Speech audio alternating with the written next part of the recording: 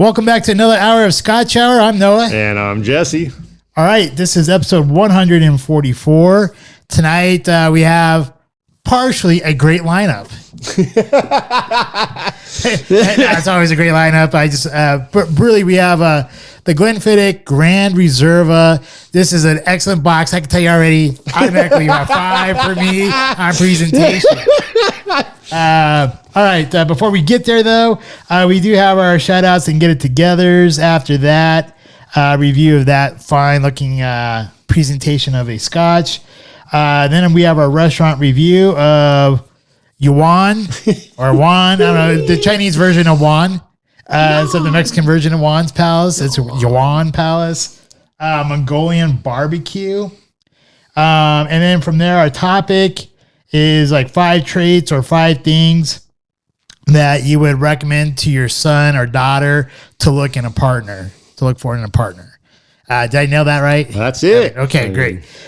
So before we get started, I just want to we want to thank everyone that watches us on YouTube and Rumble, and to all the listeners that listen to us on the many different podcast platforms.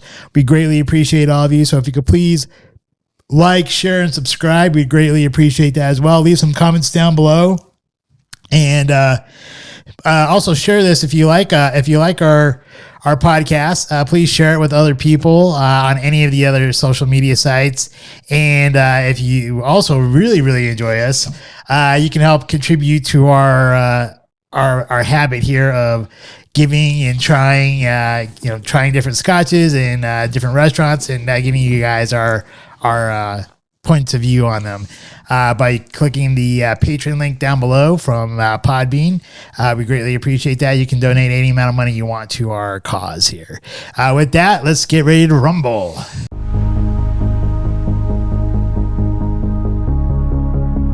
Scotch Review. All right, this week's Scotch, as mentioned, the Glenfiddich Gran Reserva 21-year single malt Scotch finished in rum casks. 40% ABV. This is a Highland single malt Scotch. We've had many an opportunity to enjoy the 12-year, the 14-year, the 15-year, the 18-year. Just getting started. Glenfiddich has a massive distillery. Their 12-year Scotch is the most consumed Scotch currently on the planet. The distillery was founded in 1886, and the water source is the Rabi Du Spring. They have 16 wash stills, 27 spirit stills, with an annual capacity of 21 million liters. They are definitely help supply a lot of people's drinking wants and needs. Most of their single malt scotches are 40% ABV. However, there are a few right around the 43%. They have a great lineup, and it has everything from the 12-year, the 14-year, the 15-year, a 15-year cask strength, which we have not had the opportunity to try, the 18-year, a 21-year, 26-year, 30-year, 38-year, 40-year, 50-year. The list goes on. Those are the main ones. They also have the Grand Cru, which is a 23-year there. So lots of different options for your drinking pleasure. A couple key notes. Many a Scotch has been seen in different movies or shows, but the Glenfiddich is a favorite whiskey in the fictional detective for the fictional detective Inspector Morse, as well as his creator Colin Dexter, kind of a British Sherlock Holmes, if you will, from a couple. Holmes already British? Yeah, but this one's from a couple decades ago. Again, nothing new. It's also in 2004's Hotel Rwanda. Getting consumed by the lead character Paul Rasmussen, who's played by Don Cheadle, and it's featured in bars on the Yakuza video game. A series of part of a long-running product placement deal with Suntory, who is the prominent owner of Glenfiddich. So Suntory owned that? That was still the family owned. Am I mistaken?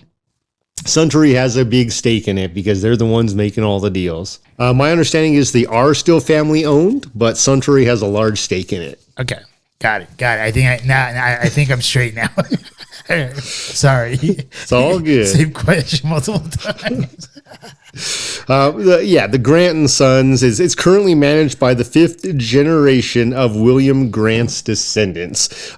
So managing and owning are such tricky different pieces as far as that, but they have a lot of people. I mean, we all do, right? There's no such thing as a corporation that doesn't have multiple people buying into it with a wanting to be a stakeholder, whether or not they're competition or not. Suntory has a pretty vast investment and ownership of a lot of different alcohols, particularly in the rum field. Is Suntory, are they Japanese? They are Asian. I don't know if it is specifically Japanese, but I would guess yes, based on all of their Japanese whiskeys. Okay, cool. Tours. From what we could tell, Glenfiddich actually has two different types of tours. The first one is called the distillery tour. It is for 18 and over, so you do have to be legal drinking age to attend this tour. It is 1.5 hours long. Costs 25 Great British pounds. So you're probably talking about like $27, $28 approximately. It is a guided tour, and you do get to taste 4 different drams. And it's available Wednesday through Sunday at 9:30 a.m. They do say that you want to arrive at least 10 minutes early for your tour. Now, honestly, good for you if you take that tour, but I think you're going to miss out if you do not take the Solera tour. It's called Solera Deconstructed Tour, because this is an in-depth tour for enthusiasts. You still get the same distillery tour that you got from that other tour, but you also get to go to the warehouse number 8, and then you also go to the Malt Masters blending room. And here in the blending room, I believe you get to try 4 different cask strength drams, but that's not the best part of all of this. Because in this Malt Master blending room, you actually get to prepare your very own version of combining different cask strengths, 15-year cask strengths or cask barrels together to make your very own blend. So that part's really, really cool. So that's what I'm saying. Like it's worth the extra money to go do this one, so you can kind of make your own blend. And this is once again for people who are 18 and over.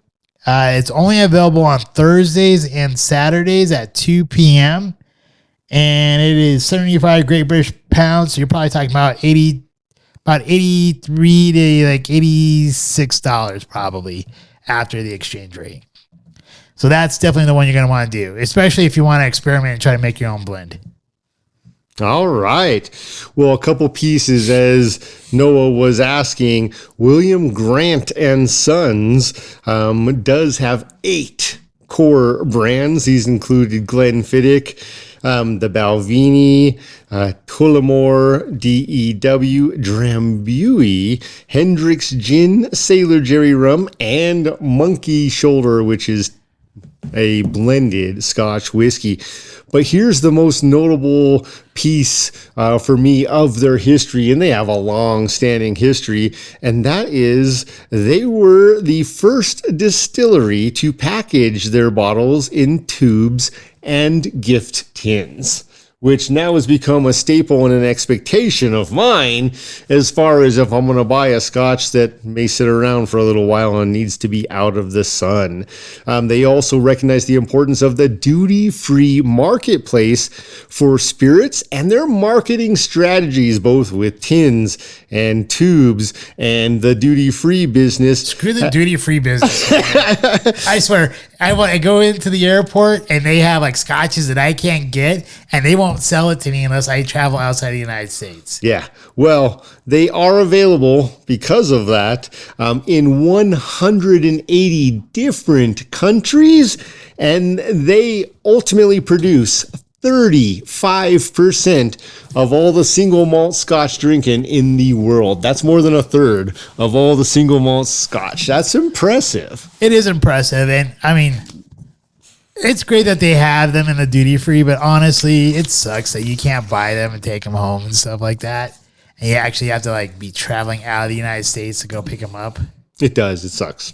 It does. It really does. Especially when I was most recently in a duty-free shop and saw several, some from the Macallan and some from Talisker that I so badly wanted to buy at reasonable prices and couldn't. Yep. Same here. And you can't find them in local liquor stores, even at a higher price. I know. That's the shame of it. So anyway. It's a pisser. You can say that again. It's a pisser. All right, do we want to go ahead and roll with this Scotch? Yes, definitely.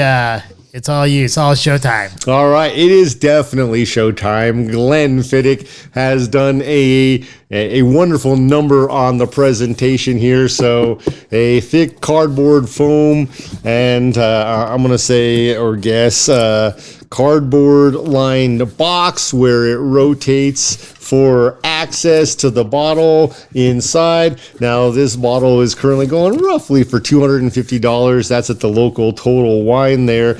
To get the bottle out of the package, you do have to pull down a piece of foam to release its hold from the top. Then you rotate the bottle forward and out, releasing that foam.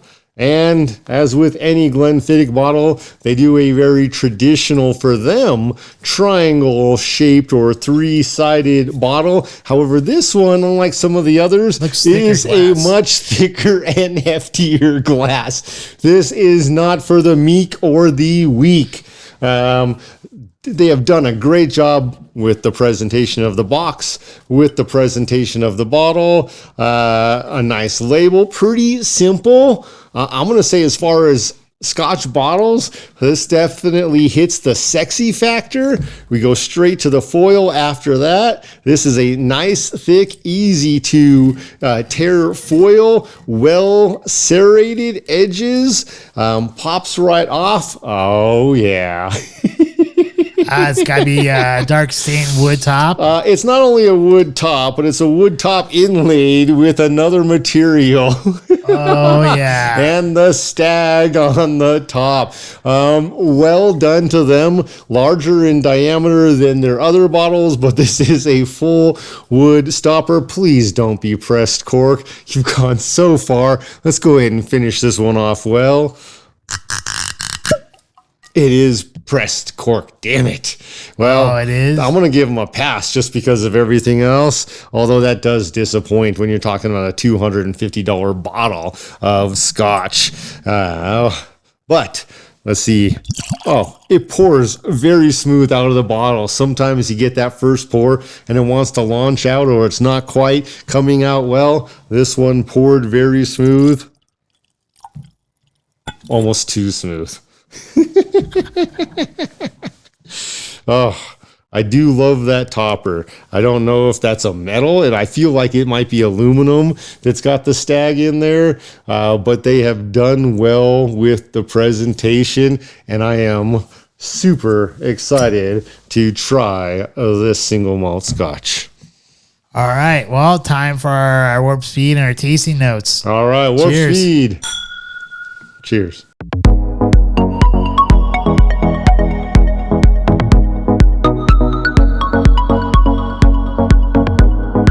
Glenfiddich Gran Reserva is grand indeed. Yeah, actually, I'm very impressed. First off, I can't say enough for the presentation. Like, all this time, like, for 142 episodes, I've said, like, you got to go over the top to have a 5. And I've even kind of broken my rule a couple of times because we never really truly had a 5, except for maybe King Alexander III. And I'm here to say, Glenfiddich, you nailed it out of the park. You definitely, presentation. I'm not the biggest fan of orange in color, but the way you did this and how the gold goes with it, and you have like the nice cream colored label on the bottle. I like it. It's great. I love it. It's an attention getter with the color of orange. Yeah, so this is like, if I could give it 5++ or like a 10 and exceed our point scale, I would. But yeah, it's definitely a 5 there, since that's the most I can give it. The color, I really enjoy the color here. I put gold with burnt orange hue. I think that's, I think because of that burnt orange hue and the goldenness there. So it's like originally I want to say gold amber, but really it's like a gold burnt orange to me. And so therefore I think, having the presentation and the labeling and all that, having the orange in it just makes total sense and goes right with it. So I give that a 5 out of 5 as well. The nose. I really, really enjoyed the nose.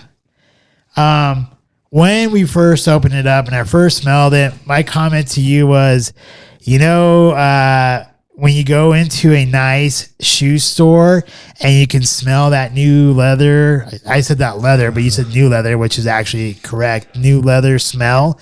And there's a couple places that remind me of that, like, in our past when we used to go to Cherry Creek Mall and stuff like that, and we go into like those like nice dress shoe stores and stuff like that, that smell that you would get from those like nice well-made Italian shoes with leather bottoms and all that. Gucci, Ferragamo, you name it. It had that smell to me. It reminded me of that. It took me back to those times right there. But it also gave me initially that maraschino cherry sweetness with some vanilla and hints of spring, floral, and oak.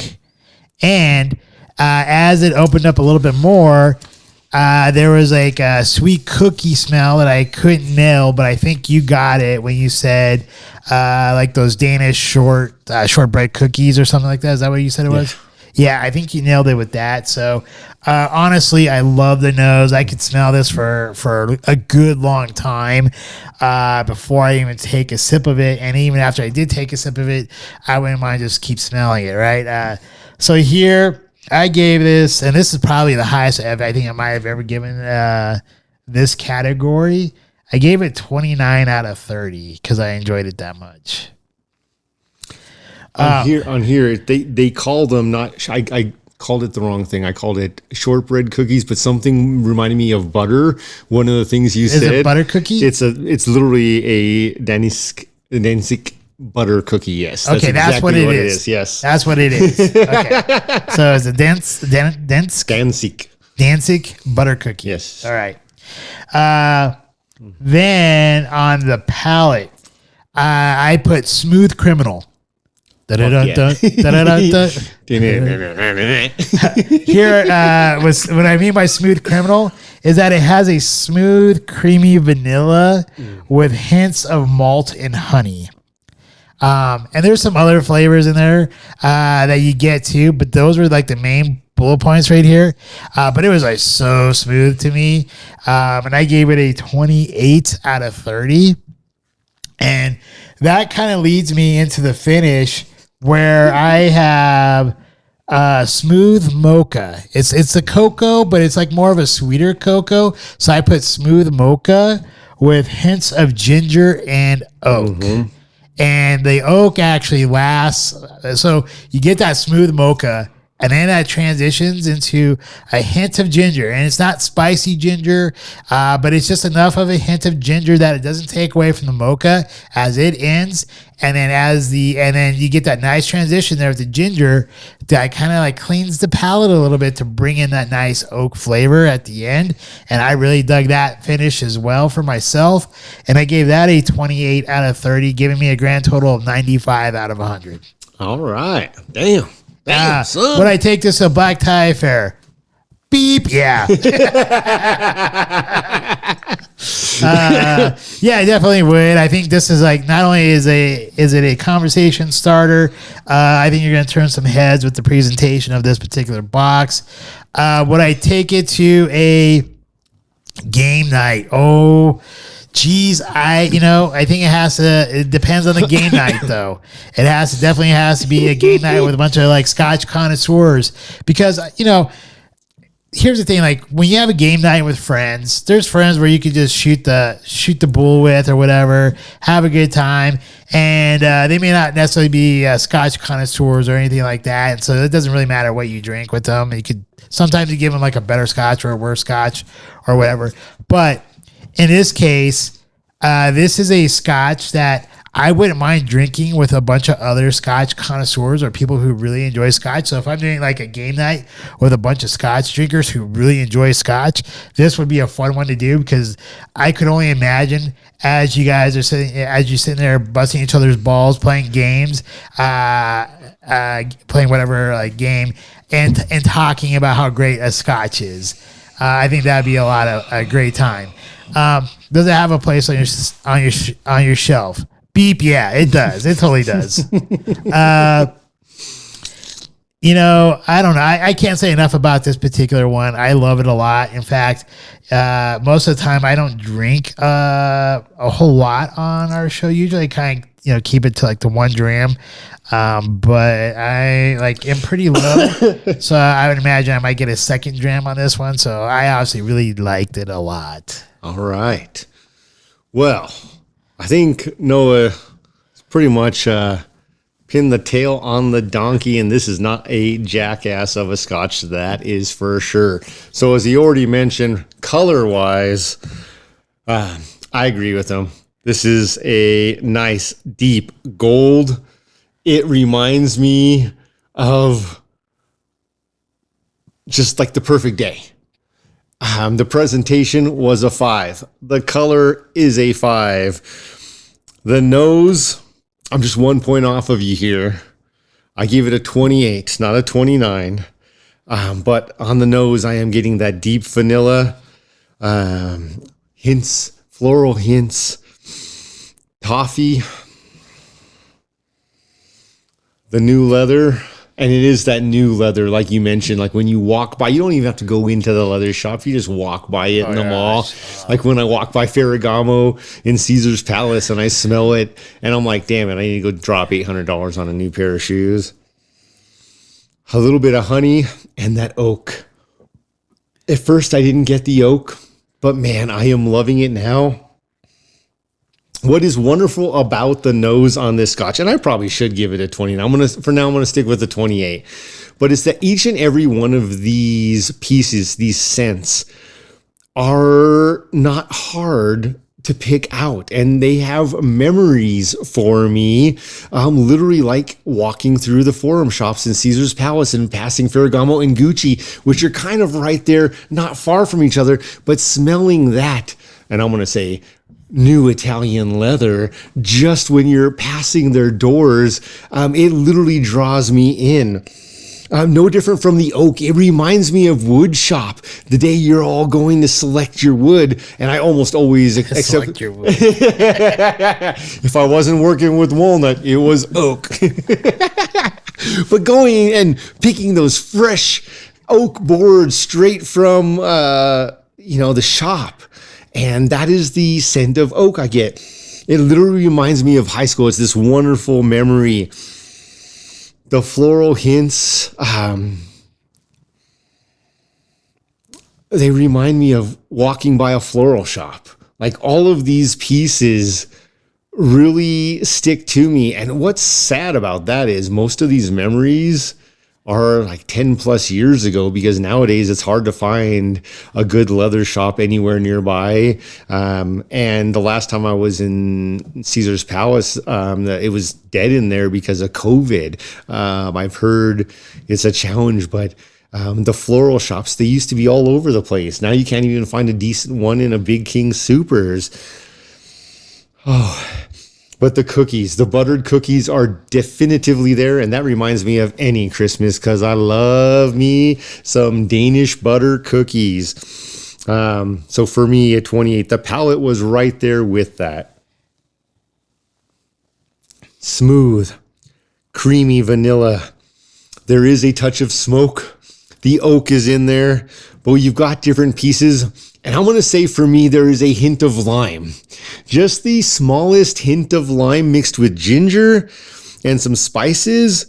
But really the point here is, it's like there's that creme brulee sugar on the top with a little bit of orange like we had at the fort.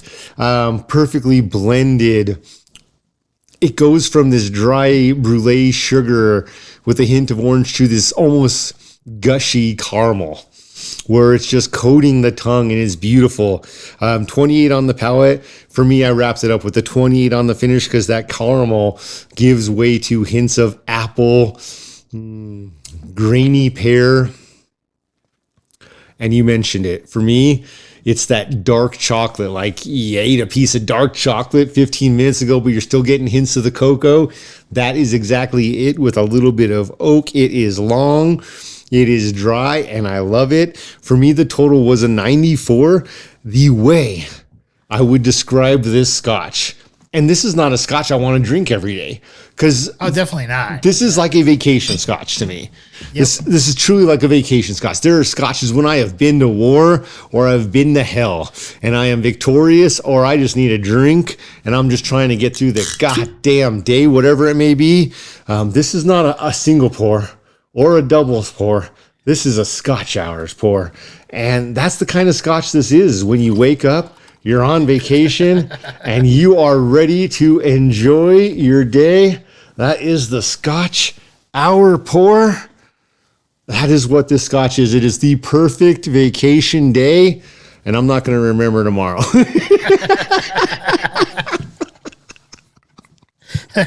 I'm definitely not on Scotch Hour vacation time, but I would like to join you on this vacation ride, but unfortunately, I cannot. Dude, literally, this reminds me of if I was on a beach and I wake up, and hopefully I'm with someone, because you don't want to share the perfect day alone in most cases. You want them there, whether it's for a meal or something else. But man, this is literally reminds me of a day on the beach when there is no motor vehicles allowed. So you're not hearing jet skis, you're not hearing anything. You see some kids playing, you're far enough from the water, you're not getting splashed. You're After getting the Scotch Hour pour, you're going to hear anything anyways? I mean, cheers to Scotch Hour.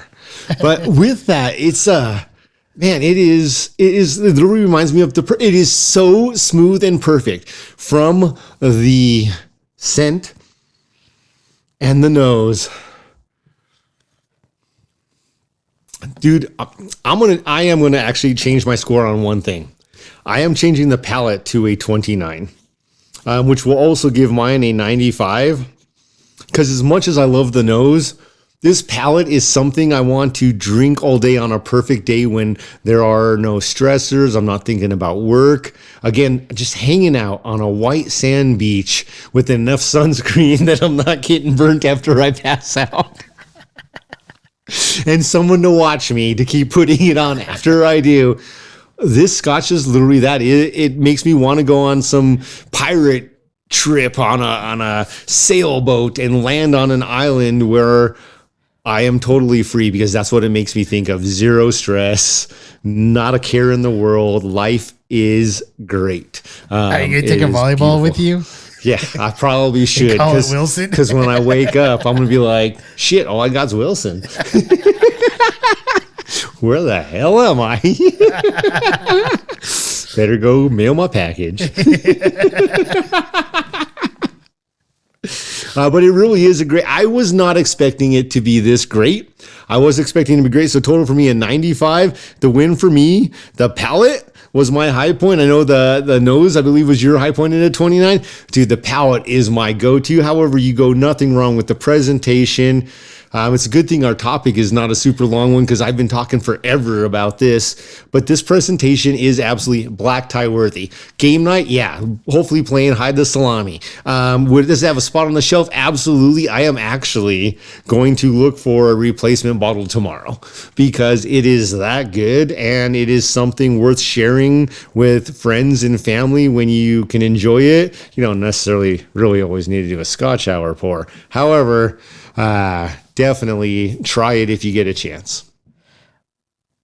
I can't say anything else. I'm speechless. It's great. If you can find it, definitely buy it. Yeah, the perfect island summer day. It reminds me of a time I went on a cruise, and I was literally the only time in my life I've been on a white sand beach. That time I got way sunburnt. Maybe I did have a Scotch Hour pour after all, but it reminds me of that day. There were no motor vehicles allowed. There were some little sailboats and stuff going around. It was kind of like in that movie, that M. Night Shyamalan movie where you're just kind of like encompassed. There's a piece of the ocean. You can see the ocean. Yeah. But it's like so blocked off from all of technology and society. You had to walk through a cavern or a valley of stone, if you would, to get there. It was beautiful. And this Scotch makes me want to go. I feel like I need a beach vacation right now because of this.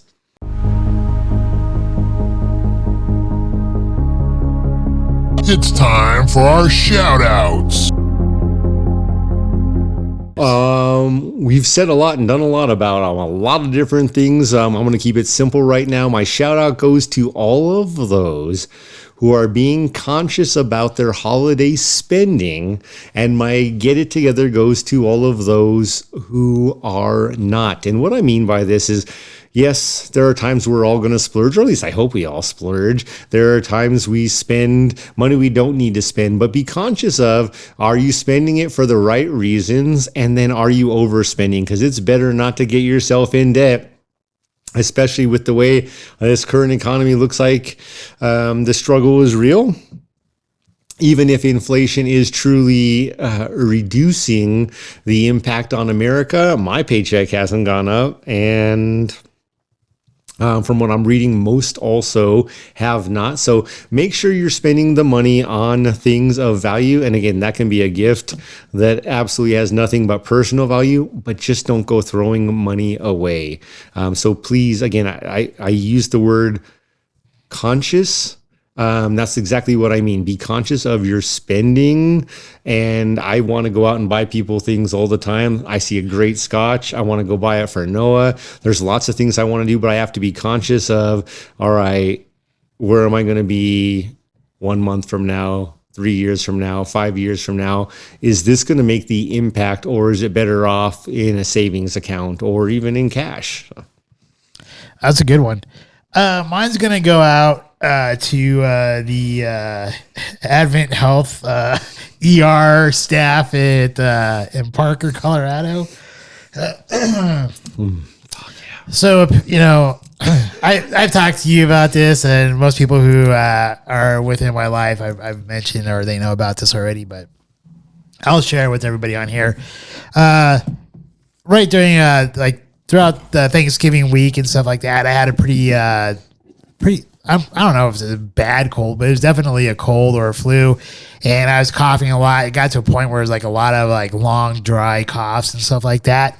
And last week, I got to a point where actually I wasn't really coughing that much anymore, but there's like certain ways I bent, or when I took a deep breath, I get a sharp pain in my chest.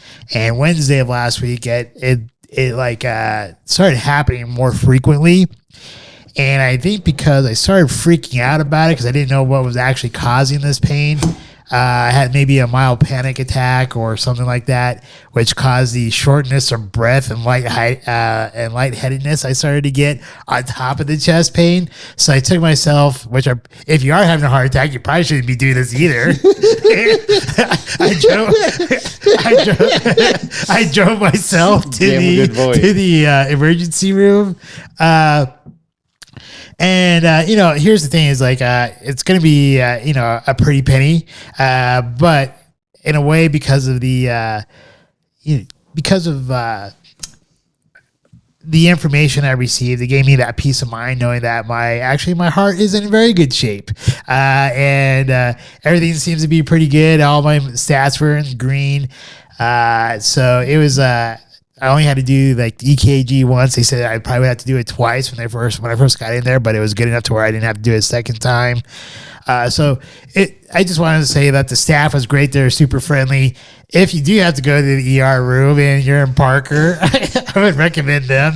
They're great people. And the one part I thought was really cool too, and this might be new or I don't go to the hospital very often at all, so I don't know if this is normal or not. But over here, they give you like a digital chart and stuff like that. So you have like an app that you go to, and so like every time like a lab came in, like a lab test was finished, it popped up automatically on the app. So I already got to see like what it was before the doctor even came in and talked to me. That doesn't mean I knew exactly what everything meant. What's it for? Yeah, but I did get to see it before they got to me. So I just want to give a shout out to them. I think they did a great job. That's awesome. Especially peace of mind. Yeah. Stress is literally a killer. It is. And like, I don't know if it was like anxiety or it was like panic attack, but something else was happening, but, or stress, but anyhow, no get it togethers this week. I'm just kind of like, there's enough to say, in the world that's going on that needs to get together, but I'm just going to leave it alone. All right. You? Yeah, my get together was the opposite side of the shout outs. Spend wisely, don't overspend. If you're overspending, get it together. Think about your future, your kids' future. And that's tough. We don't, in my opinion, teach enough in schools to manage money. It is absolutely a parent's role. So therefore, parents get it together in that sense. Help your kids understand. Man, maybe they don't need that 10th pair of Doc Martens or Gucci shoes. I'm not one to talk there because I love my Ferragamos, but really make sure you can afford it and that you're not going to hurt yourself in the long run.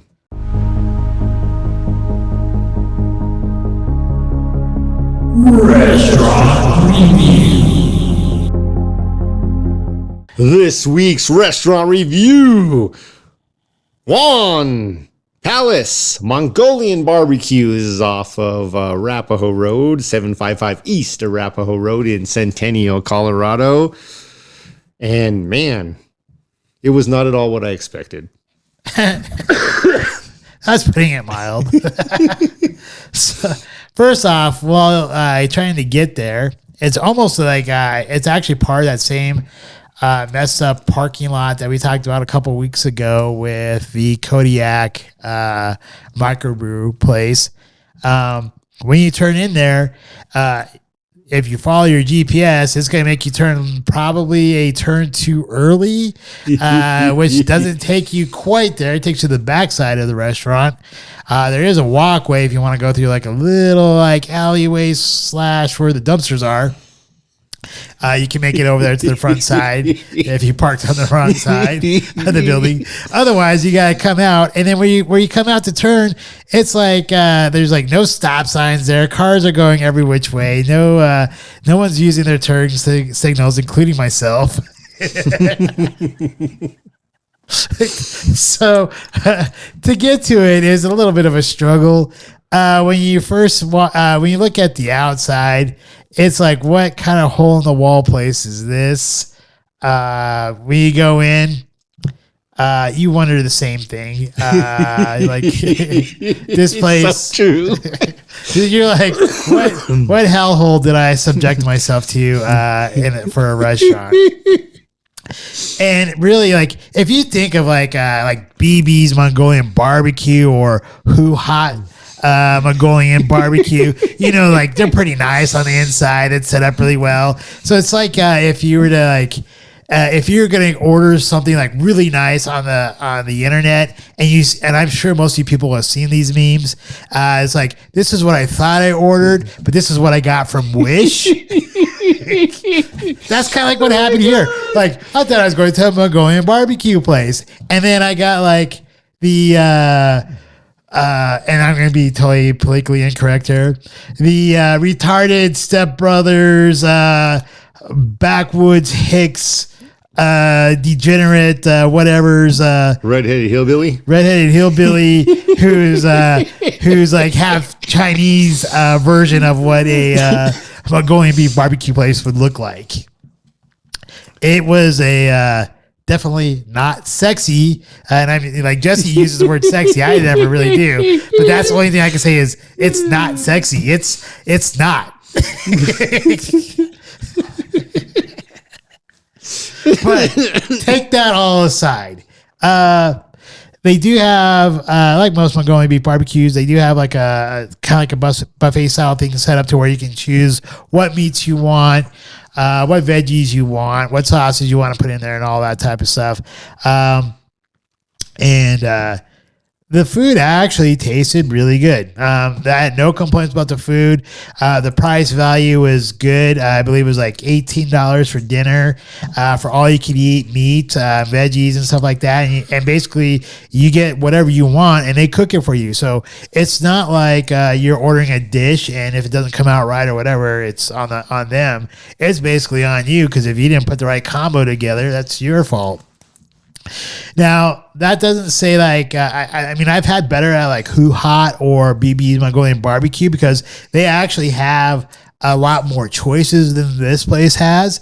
But for what you get here and for the price point, it was pretty decent, and I really enjoyed it as far as the food and food value goes. And the wait staff, they were good. I mean, they're I'd say good to great, maybe. I never once had to ask for a refill. They came by, and anytime, like when I went up to get my food or put my kind of like my plate together, they filled up my drink. So, and they didn't, like, I didn't have to ask them. They didn't interrupt our conversation at all. There was a couple times where she walked by and said, "Do you need anything? Is everything okay?" We said, "Yeah." So honestly, I think, the wait staff was great. So like the food itself, because I think you're partially, part of like getting made and stuff like that. And the value, I'm going to give it an 8. I think if there's more variety and stuff like that, I would give it a 9. But I think with the food value and what you get your portion of making your meal, I give it an 8. The service, I will give that a 9. I think that was great. The atmosphere, I felt like I needed to get my AA card to be there, my AARP card to be eating there. There's a lot of like elderly folks that were eating in there. It wasn't like high energy. It was kind of dark, probably for a reason. I was scared to go check out the restroom. I didn't go see the restroom. But anyways, I'm going to give that like a 5 for the atmosphere. That includes the outside and the inside. Is this place a destination? I am saying no, it is not a destination. Would I see myself eating there again? Oddly enough, if I found myself in the area and I was kind of craving Mongolian barbecue, I probably would go there again. But that would just be for me only. When I meet a friend there, it would not be my suggestion, because there's other places around there I'd rather go to, like Torchy's Tacos or something like that. But if a friend recommended it and say, "Hey, meet me here at this place," I wouldn't be like, no. But at the same time, it's not going to be my choice to really meet, to offer to meet a friend there. Would I take a date there? No, not at all. Unless you never want to see it again. Well, I mean, okay, I'll put it this way. If we're like maybe like on our 10th date and we've been together for a while, I can see going there because you're not really trying to impress him at that point. You should be. Dude, you can't say that shit. Holy shit. What it's like probably maybe an unspoken truth. What do women do at that point? They're all nice for you like the first few times, and after you've been together, they kind of let themselves go a little bit too. I mean, I am not all about false advertising. I am all about real advertising. What I give at the beginning, I try to maintain. Yeah, I'm just saying I could see this would be like one of those places where you can let down your guard a little bit on it, but honestly. No, do not take a date there. I was gonna say, but honestly, you shouldn't take a date there. Dude. But I can see, but I'm trying to be a realist here because I know there's gonna be people out there who for the first time or farst few dates or whatever, they're gonna try to make their impression. Then we went to the Brown Palace Arms. But there's also people like after like the 10th, 15th, 20th or whatever. Yeah. They've been with them for like a year or two, and they're like, I don't care. Let's just go to this place. We've been on 10 dates. You pissed me off today. I know where you're taking me. See, I'm just trying to be a realist there. I don't know. Dude, no, never. You should not get that real. But because of the food value, the wait staff, and the ambiance there, you got 8.95. I think overall it's going to be probably about a 7. That's obviously a very generous number. All right. Well, I'm going to tell you something. I think our numbers align pretty consistently. There's one that I noticed was a little bit different, but what I will say is going in, I really look at the outside environment. So the exterior environment. Yeah, I'm like, why they got 24 locks on their front door?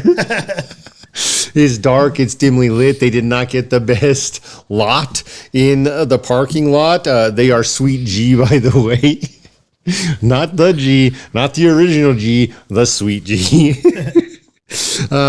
With that, I as well had the Mongolian barbecue dinner, all you can eat. And I believe it was $16.99. $17.99 is right around there. So you can go back multiple times. I went back a second time. I thought the food itself was really good. I gave the food an 8. As far as the exterior environment, I gave it 5. Not good. Like, don't take a date there. As far as the interior atmosphere, I gave it a 5. Dimly lit, not well set up. Given that food, had they arranged this place a little bit differently, it could have been a slam dunk because the decor itself wasn't terrible. The lighting was bad. But the setup with the kitchen or the grill in the corner was their real loss to me. Because I had the barbecue. Again, I think for what I had, you can choose your meat: steak, pork, chicken, lamb. The sausage was my home run. Yeah, sausage was good. Lots of different options there. But I agree with what you said. The options beyond the meats were about the same as the meats. It's like you can get some onion and some green bell pepper and some possibly canned mushrooms with no flavor and a bunch of different sauces that didn't taste like anything. But at the end, it was good. As far as just the total package, I had the zombie drink. It was all right. No complaints there. To me, the service, you gave it a 9. I gave the service a 10.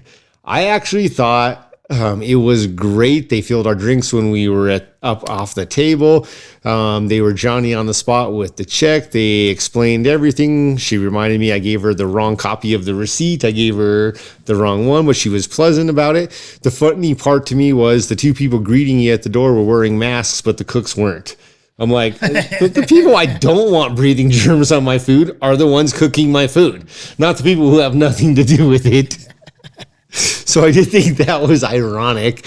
But tragically, I think that this place is one of those it's most likely one of those family-run restaurants where they pour their hearts into it. They deliver a good product, give great service, just have a crummy environment. So overall, my total was also a 7. But again, here's where the tragedy is. I had nothing against the food or the service. Those were wins, but everything else was so bad I would not take a date there. And I would be reluctant to meet a friend there unless we were both walking and like had bum legs, and that was the only place we could walk to. And even so, I might walk up there and roll somewhere else just because the parking lot is rough. But overall, a 7. Not a destination.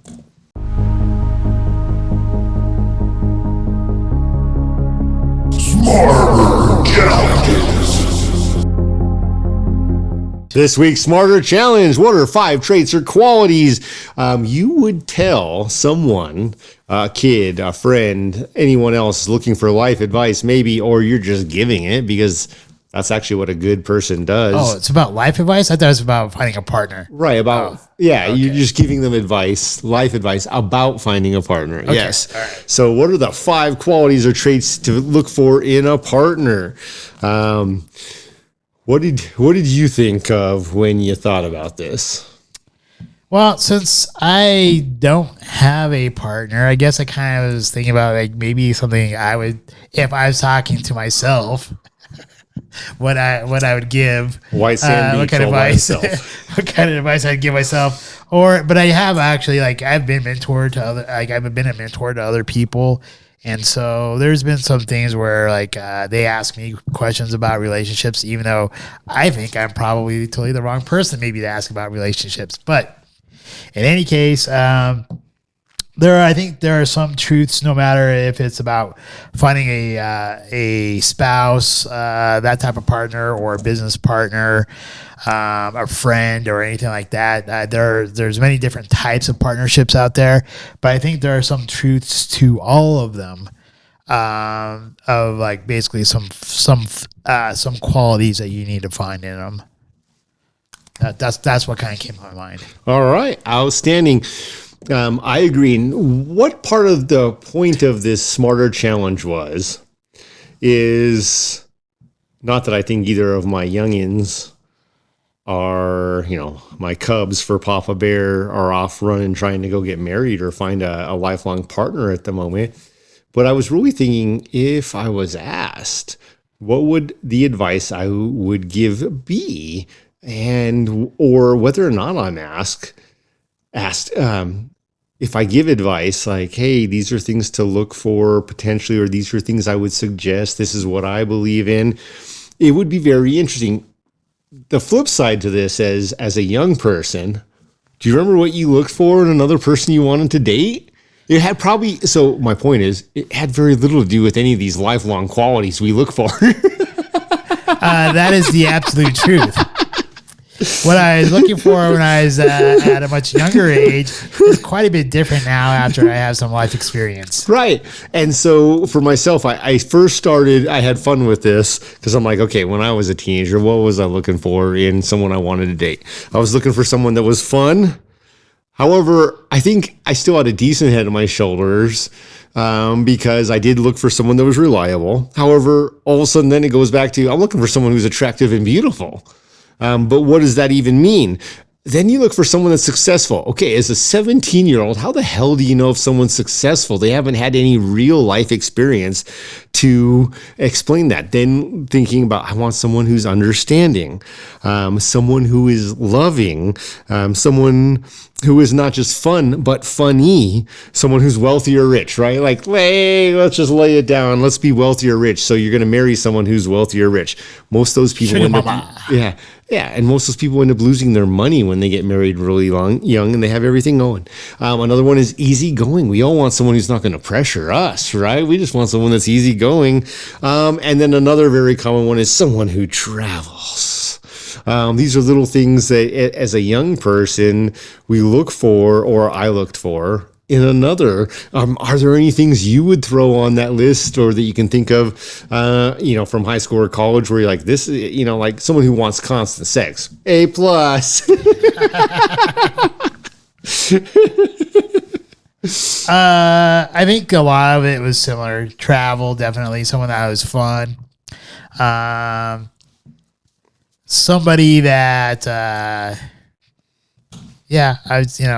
think you almost hit all the right ones there. Most of them are superficial. Yeah, it's all superficial, and when you're young, sometimes you don't have that wisdom right there yet. Cause you're looking for someone that's beautiful, right? Or definitely attractive. Some, who doesn't want to have, a piece of eye candy with you, right? And I'm not saying it's any different sometimes when people get older or not versus when you're in high school or college. But there is sometimes a competition with your friends about who has the best looking girlfriend and stuff like that. Or I guess at the time it'd be girlfriend, right? But or whatever, boyfriend, whatever. I don't know what you mean. Is there something I don't know? When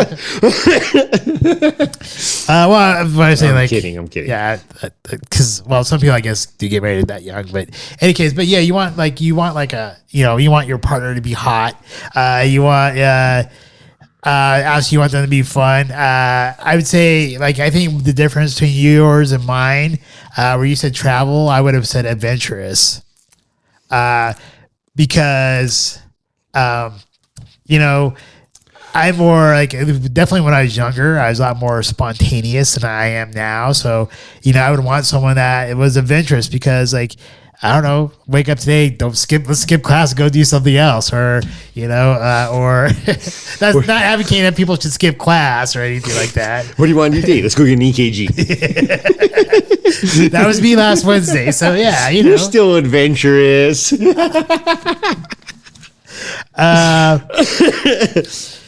a little bit carefree, not worry about all the things there are in life. That's a good one, carefree.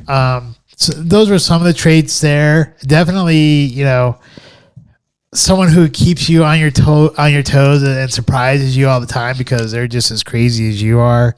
I think that kind of goes with that spontaneity, adventurous type of person. And I think, and this one's kind of tough because I think at least for me, I wanted someone that was kind of similar to me, which honestly is not the best thing to always look for. And when there's certain things you want that are similar, right? You want some crossover, but I think that has changed from when I was younger to now, because I definitely want some crossover now. I might as well just go into this one right here since it's already in here. But I put, if I were to give that advice today, or what I would look for today, is to find someone who compliments you, and then that would have some similar traits as you, but is also strong in areas that you're weak. So that way you're able to complement each other. Okay. Whereas I think when I was younger, I would just look for someone who's totally similar to me as far as traits goes. Yeah. So find someone that's similar but complements you. Yeah. I mean, similar, maybe here's the thing, where I think I would want similar traits in would be stuff for instance, my political views. I think that would just make life a lot easier in the marriage if we have similar political views. Doesn't have to be exact, but I don't want them to be a far leftist where I'm already a pretty strong conservative. So that's not going to really work too well. So in that case, I would want that would be a crossover trait I would like. But then you're looking at some other stuff, let's say one of us was weak in finance, so the other one's a little bit stronger in finance. So that type of thing. That's what I'm saying. Some of the areas where you're weak in, you want them to have strength, so that way you kind of complement each other, but you want to have enough of a crossover that you're not totally butting heads. All right. So that'd be one difference from when I was younger to now. Absolutely. Well, I'll get to my first one here in just a second. I did a little bit of surveying with people I work with, and here were some of the things that they said, which was interesting. What's the age group of these surveyed people? Anything from 21 to 45. Okay, so it's got to be drastically different. All right, sure. Well, and I think that's also anyone who was in the younger group, only 2 of them didn't have kids. Otherwise, anyone in even the younger group had kids, which also, I think, changes the perspective. So I kind of grouped these together. So one of the answers from some of them were someone who has ambition, look for someone who has ambition, who has drive, who has goals. Those kind of all align in the same sense. Some of the other comments made were someone who has great communication skills or is a good communicator again. So communication came up actually surprisingly often, more than I would have thought it would have, in the sense of... Actually, that's really good because a lot of divorces are caused by non-communication. Right, and I thought that was very interesting. You can spell it in 50 different words and 50 different ways, but loyalty... and someone who was loyal was super important. And it's interesting because it's not the same, but it's also super similar. Trustworthy, or someone you could trust, was on those 2 things, loyalty and trustworthy, in one way, shape, or form, were on everyone's list. And I'm like, so there's been a lot of people who've been ghosted or burnt. And then one that was, or the next group I had was people who were kind, who were giving or understanding. They all fell into a lot of the lists. Someone who doesn't bitch slap me. Right. Yeah. Should put the lotion in the basket.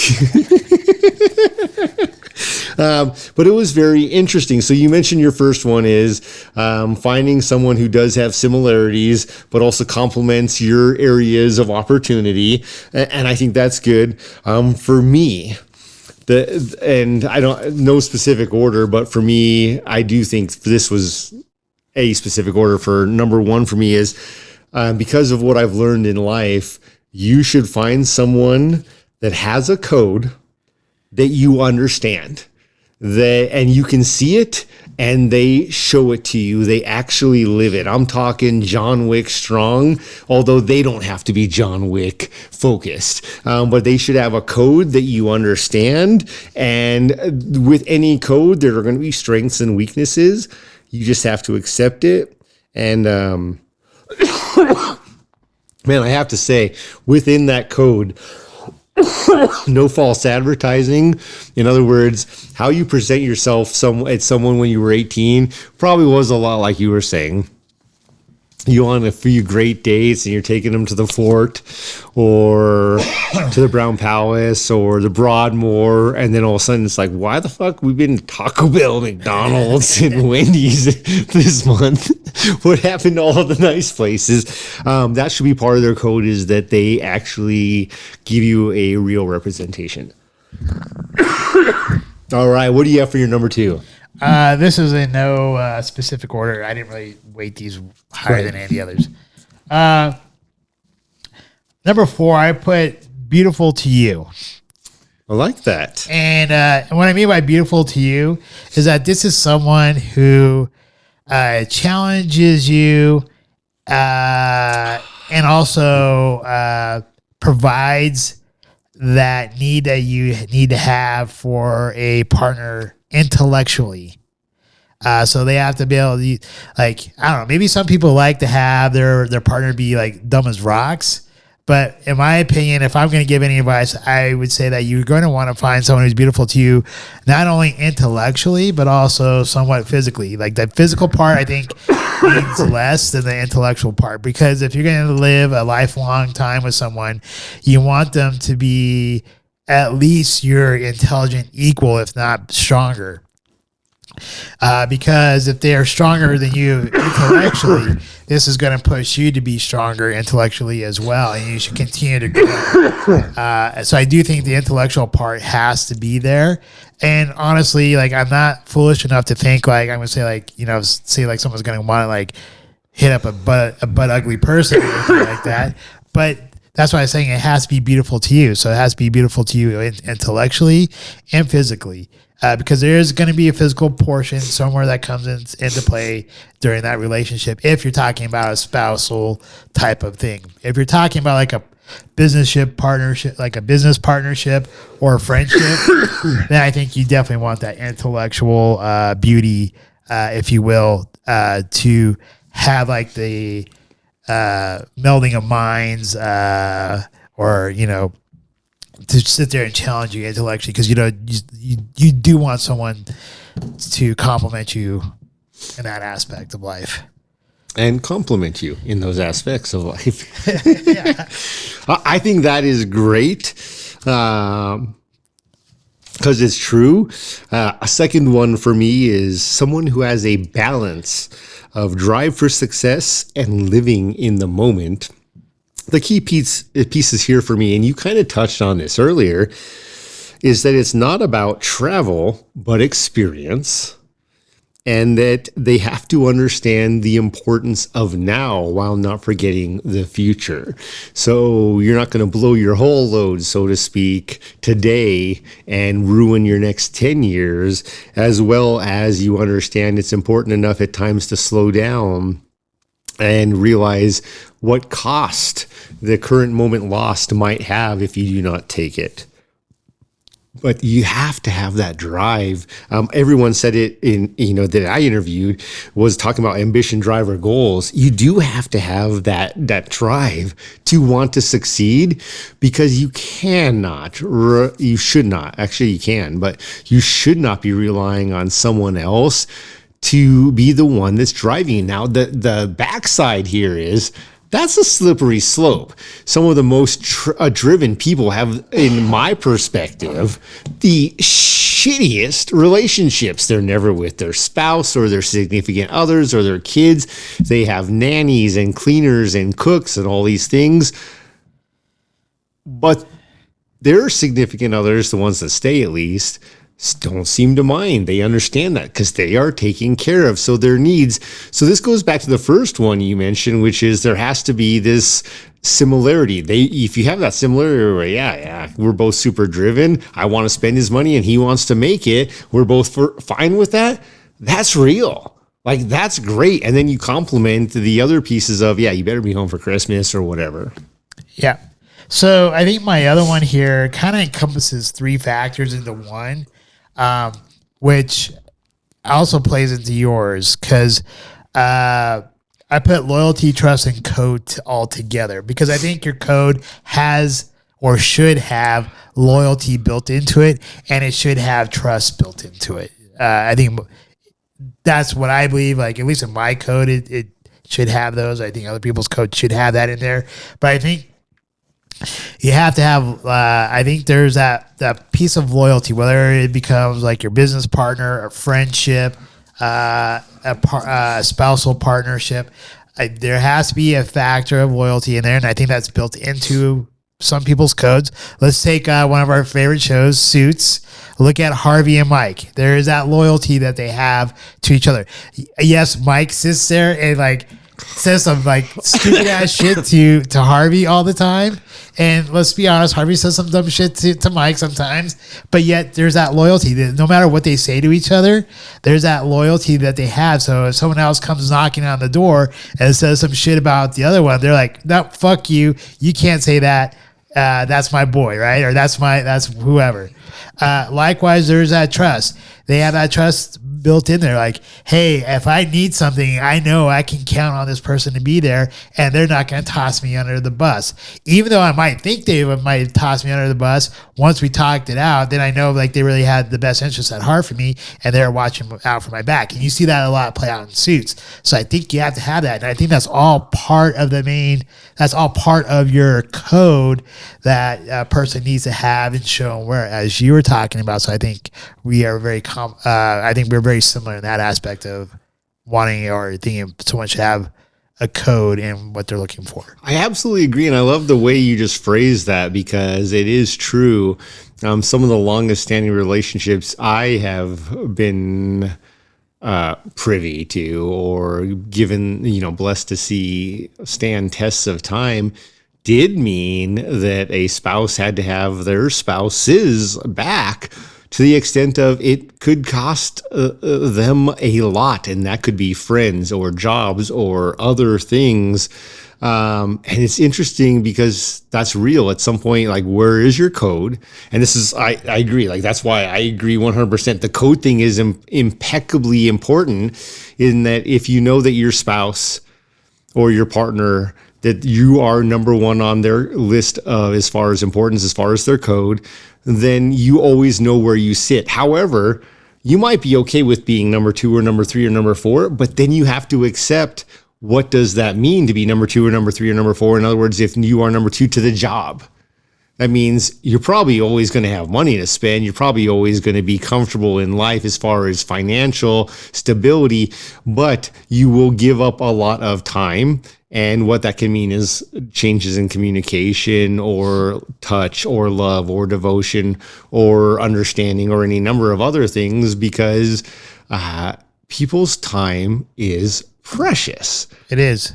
And that falls into my next one, which is someone who is timely. And what I mean about that is they have to be timely with both small matters and big ones, in the sense of they are aware of time to the extent of, I'm going to be on time for lunch, and also my time is finite on this planet. That's a good one, because I know we've talked about, like, in one of our other episodes, I talked about time and how that's the one asset no one ever gets back, and that's why I try to thank people when they spend time with me. So that one's huge. Although I didn't even put that down on my list, but that's super huge. So that's awesome that you have it on yours. My next one here is, you want to have, when you're looking for a partner, I put it is that they have to make you want to be a better person. Now, I'm not saying that. I'm not saying that they are the outside force to make you be better. So, like, they're not forcing you to be better, but because you're with this person, you have a drive internally in yourself to become a better person, to whether it be to provide for them, if it's a spouse or a child or whatever. But you have that internal drive that says, like, I want this person in my life, and because I want this person in my life, I'm going to drive to be a better person with them.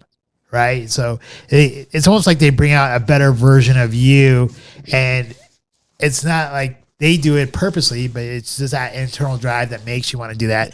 And I think it's not exactly the same as what you're talking about with someone who's being ambitious or someone who's like goal driven, but there is that slight aspect in there, because when I say, like, it should drive you to be better, right? If you have a business partner and you guys are in business together, your partner should want you should want to be make whatever you're doing on your side of this part of the business to drive to make you better and improve and stuff like that. Whether it's a spouse, whether it's a friendship or whatever. So, and they're obviously, you have that, you're going to have that drive in there. There's people going to have hiccups and stuff like that, but there ultimately should be a drive that when you have that partnership, that friendship or whatever, you should have that desire to make yourself into a better person. That way, not only does it elevate you, but it also elevates your relationship with that person, and ultimately elevates them as well. I think that is great, and I think that is the potential for a whole tangential different conversation as far as why is it that often it takes that having a partnership to make people want to be better, as versus why the hell don't people just want to be better in general? And part of the answer is whether or not they're self-driven or they're motivated by others. That is the truth. But I agree with what you said. Anytime you're with someone and in a partnership, whether it's business or personal, at work, which is, yes, business, but it's not like ownership of business. In most cases, you're doing a role, which is different. But even so, in that role, why aren't we all, because I know I am, driven to do our piece to make other people's lives easier? And that is the bottom line. And I remember telling my spouse that all the time was, any day I know I made your day easier in one way, shape, form, or another, I feel like I did a good job. And that is what helped me sleep every night, is knowing simply that I made their day better in one way, any one way. That's all I needed. Now, the contradiction would be I made it shittier in 2 ways, but I made it better in one, right? And there were those days too. But the focus was to be better. So yeah. Yeah. I mean, you shouldn't have to have that other person there to make you want to be better. But I think where I get this idea from is that there's a saying that says that you are the average of the 10 people you hang around most. So if you're hanging around like 10 people who are better than you're going to want to be better with them. So they're going to drive you to be better. And likewise, as you're growing, that should help make the other person want to grow too. So it's kind of like that. It kind of works back and forth together. And so that's what I'm saying. Like being with that partner makes you want to be better. So that makes that nice driving force to, I guess, help each other out, I guess. I don't know. Yeah. To succeed further in life. I agree. And again, it's not so well communicated in all of mine because I'm down to my last two now. But communication is essential. And it's interesting to me because I think for me, simply put, it's in code for me, but I don't think it is for most people. My next one, second to last of 5 potential options, find someone who is self-aware. And what I mean by that is how they impact you and others while they are on their own journey. And this is significant because whether or not you're in a marriage or you're dating or in a business partnership or at work, you are impacting, first of all, you're on your own journey. Even in a marriage, you are also on your own journey. You're in a journey together, but there are 2 separate journeys in that journey together. And with that, you have to be self-aware of the impacts you're having of others. You don't have to. You should be. My suggestion would be is that you're doing that. And there are reasons for this. And that is if someone can't be self-aware about that, both are destined to fail. So now you're they're showing their own potential for failure, but also increasing your potential for failure.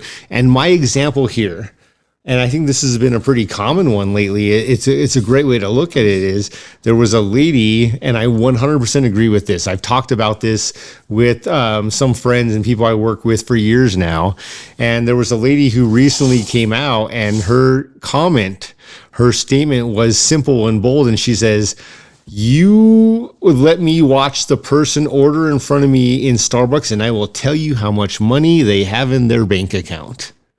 And I loved it because I've talked about it in other ways. As far as her point was, when someone will take 10 minutes to order a Starbucks drink in a line in front of you, that is someone, and she was saying this very explicitly, that has no money in their goddamn checking account because this is the biggest deal of their day, and they are perfectly fine wasting everyone's time around them to do it. Whereas someone who has a big bank account and is far from broke, it understands the impact they're having on the barista, on the people in the line behind them, and on themselves.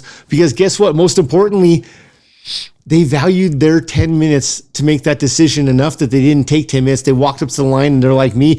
I want a quad venti non-fat caramel macchiato. Thank you. Here's my $10. See you at the end of the line. But the people who want to take 10 minutes have ruined and have no problem ruining their work, their personal life, and their own goddamn bank account. It's like, watch it. You can see it at McDonald's, any restaurant. You can see it when I'm laughing because I'm mentally seeing it right now. No, like literally after I heard that, I started watching them, and to the next level, I 100% agree. And I've actually talked with Marissa in particular about that very factor in years. These people who take X, Y, and Z to do these things, like, where were they the whole time they were getting up to the line? Because they weren't talking.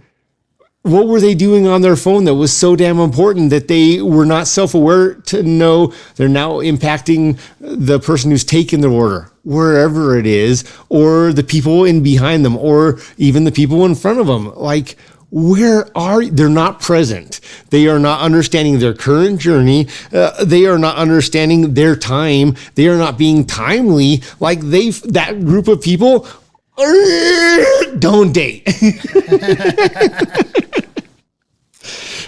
All right, so this takes me to my last one, and honestly, I think the people who say communications, I think that's super important. Although I did not write communications in mine, but I think this next one has a part of communication involved in it. So the last one here I'm going to list is that you want to find someone that's going to encourage and support you to be your better self. So what I'm saying is that in your partner, right? You want them to encourage you to become better. You want them to you want to get that encouragement from them. But when you're down, because let's face it, you're not always going to be up and you're not always going to be hitting your full stride. There's going to be times you're going to fall. There's going to be times you're going to stumble. So they're going to have to be there to support you as well. So you have to have a partner that's not only going to be willing to encourage you to push you along, right? That to be like that, your main cheerleader, right? That cheers you along and gives you that encouragement, that cheer you as you're winning and you're striving your success. But then when you fall and crash, they're there to pick you up and breathe that word of belief into you, or speak those words to help get you going again, because you're going to need that. And any partnership is always that way. It's not that you guys are always going to be on full speed tilt running forward. Sometimes there's going to be a piston effect going. So that way, when one of you is up, the other one might be down. So the one that's up is going to be there to help pick the other one up. So you would have a slight piston effect sometimes, but ultimately you want to try to make sure you hit full stride together. But you're going to want to have that support to be there when that stumbling time does come along. And that's going to be super important. And that's why I said there's a hint of communication there, because the type of encouragement you give someone will breed much success. Just like the type of word or communication you give to them while they're down will change their world for the better or change their world for the worse. And that type of that encouragement and support, I think, is critical in any type of relationship. I love what you just said for so many reasons, because obviously, yes, you have to have communications to get to that point. And you have to also understand that you've chosen this person, assumed that you've chosen this person because you trust them, you believe in them. They are loyal. You are loyal to them. You understand they have drive, which also has inherent risks. The opposite, the interesting pieces is, again, as we look at some of these little things as 18-year-olds we might have thought of, is it has nothing to do with, are they funny? It absolutely is the opposite of, now things are tough. Everyone's easygoing, and everyone's carefree. But it does still have things to do with they are reliable. Has nothing to do with the fact that they are fun in those moments. Does have to do with the fact that they're understanding. Obviously, the wealthy and the rich aren't looking at, oh man, we just stumbled, we're screwed, we're going to have to go through a hard patch. But at the end of the day, it's all about that support piece, which is also has to be two-sided, which is, yeah, I support you, but there does come a point where if your current journey costs us so much that I can't maintain, you have to go get a second job or a third job or a fifth job or whatever it may be to maintain basic living requirements. And that's a piece. And I think so indirectly that falls into my last one, which is you need to find someone who has dreams, but is also realistic to the extent of they at least understand dreams have opportunity costs. So there are times when that dream may have to be shelved in order to make basic needs for both the present and the future. But I do believe it is essential that people have dreams, that we support your support piece is why this is so intertwined with this. Their dreams, even when it may mean a little bit of extra stress or work for us, if it's good stress, it's great stress. Like, oh, I had to go get a second job. Guess what? She's living her dream. She's doing it. And it's the hardest thing in the world to be selfless in that sense. But guess what? If you understand their code and you trust them and they are loyal, and when they win and achieve that dream, they are all those things even more, you both win. And or as long as you aren't going without food or letting your kids starve, you both win even in a loss because you tried and you supported, and then you go a different direction. Awesome. That's it. All right. Well, any last words that you want to say to wrap it all up? And No, it's just pretty bow on it. Why I wanted to really review this again is because I think it's interesting, even at a ripe age of 21 that we are now, finally able to drink a Scotch Hour pour, that we remember what is really important in friendships, in partnerships, in marriages with kids, because a child is also a partnership, whether you want to admit it or not. There comes a point, especially if you have a teenage daughter, you know what I'm talking about, that these kids are not yours. You no longer own them, in the sense of you never owned them, but you were responsible, and now you have to let that kite go fly on its own, and it is harder than hell to let go of that string and trust that it will have all of the right moves to keep itself afloat, but you have to. And if you've done a damn good job, it'll tell you, the kite or your child or your friend or your spouse, hey, guess what? I need a little slack. I'm failing here. I need you to help reel me in a little bit, X, Y, and Z.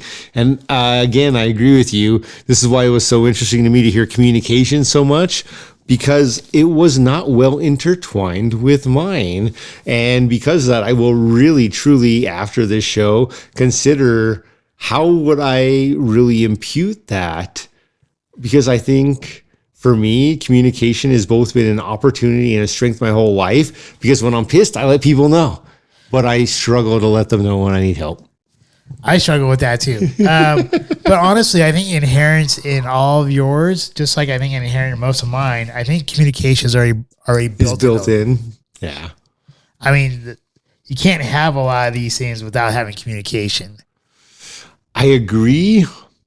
But I will also say since for the last 20 years, one of the pieces of advice I give all the people who work with me and ask me for advice is communication is two-sided. Usually we're good at one side. Most people struggle at one or both. And it is the most overlooked opportunity we have, in the sense of giving timely communication and feedback can solve so many problems. Like, hey, break now. We never want to hear it when we're driving and our parents are teaching us and we don't see something they do. Here's the problem. Break now wasn't the piece of communication. That was actually the fail. The piece of communication was, hey, break now. Hey, next time, just keep an eye out, not just on the car in front of you, but the fact that next light had just turned red, and the fool that you can see 5 cars up slammed on their brakes to hit the red, and everyone else was slamming on their brakes, including the person in front of you. It's that piece of communication that most people fail at. Yeah, I would agree with that. All right. I have nothing to put a nice little bow on this, so we'll just go with yours. All right. All right. Next week's topic. I didn't know which way I wanted to go with this because I have 2 options here. Option A is we watch and review the movie The Sixth Day with Arnold Schwarzenegger and continue our conversation on cloning, because I thought we weren't quite finished talking about cloning. Or we could watch, we don't necessarily have to watch this show, but because of this past experience that I had, as I was working on some stuff, on my iPad, I had Breaking Bad playing. Okay. And that's about a teacher who finds out he has cancer and then starts doing things he starts cooking meth. And then, honestly, I think the reason why his cancer went into remission and shrunk so much is because he was no longer stressing and because of like outside factors and trying to meet other people's expectations. He started finally focusing and working on himself. So, in essence, it would be Breaking Bad tied in with if you had cancer or you knew that there's a high probability that you're going to die within a year, what would you do that maybe you're not currently doing? Do either one of those topics sound better to you? They both sound actually absolutely fantastic. So it's a matter of you've got your next two topics potentially. Which one do you want to do? All right. Let's do the 6th day and finish up cloning. I love it because that's a great movie and I haven't seen it in a long ass time.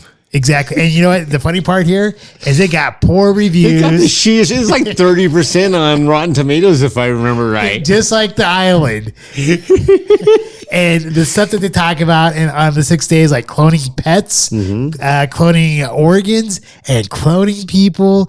And I think, I know we talked about it before in the last episode and probably like a couple other episodes, but honestly, it's such an in-depth like conversation.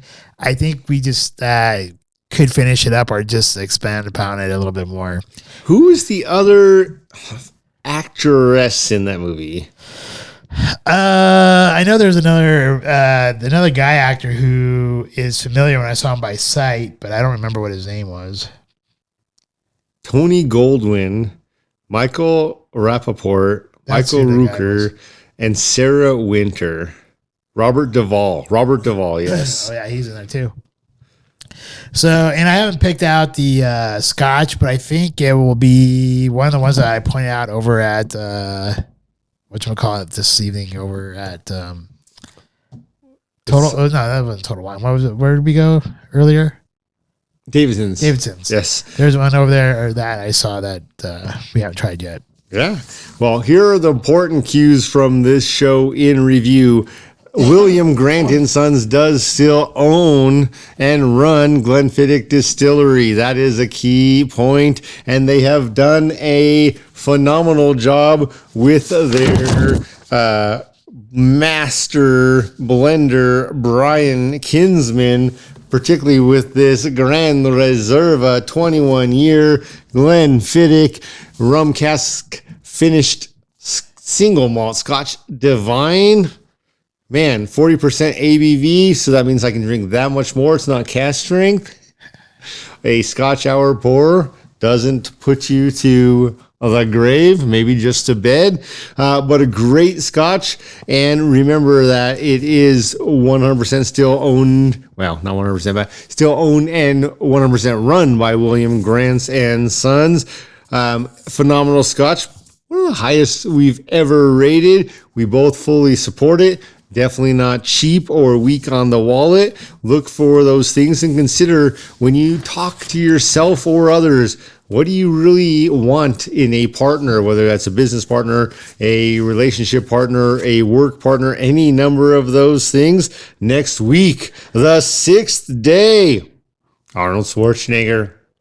Looking forward to that as we wrap up some of these cloning topics because, yeah, we could have gone on for hours and hours and probably will again with this next one. Also, Arnold Schwarzenegger, I love the guy.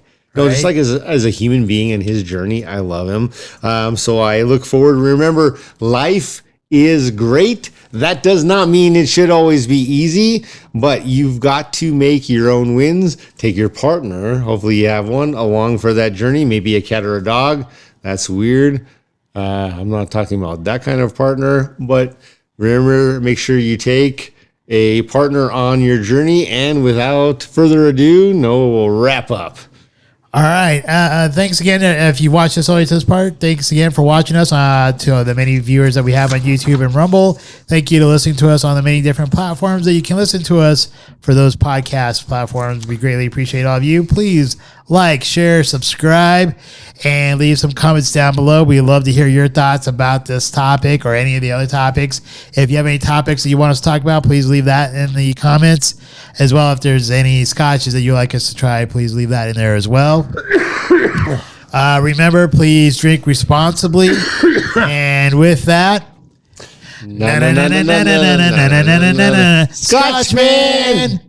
Don't drink a Scotch Hour, pour and drive. Cheers. We hope you enjoyed this evening's episode of Scotch Hour. If you did, please like, share, and subscribe. Also, if you have not done so already, please become a Patron member, with memberships starting as low as $1 a month. Thank you, and hopefully you have a wonderful evening.